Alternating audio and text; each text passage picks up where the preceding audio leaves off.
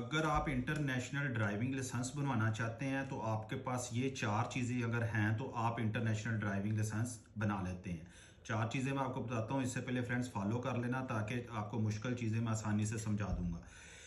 इसमें आपके पास एक तो पासपोर्ट होना चाहिए, दूसरा आपके पास वीज़ा होना चाहिए, तीसरा आपके पास अपना जो पाकिस्तानी है ड्राइविंग लाइसेंस वो होना चाहिए और चौथा आपके पास सीएनएसी होना चाहिए।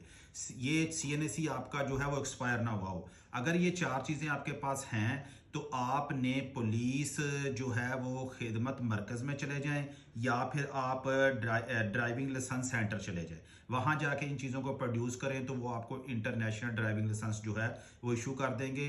फर्स्ट टाइम आपको विजिट करना पड़ेगा और सेकंड टाइम पे आप इसको मोबाइल से रिन्यू कर सकते हैं। अब इसमें बेनिफिट्स क्या हैं? अगर फॉर एग्जांपल आप किसी दूसरे मुल्क जाते आपने सेल्फ पे कोई टैक्सी लेनी है तो आपको ये जो है वो जो इंटरनेशनल ड्राइविंग लाइसेंस है ये आपको अलाउ कर देगा।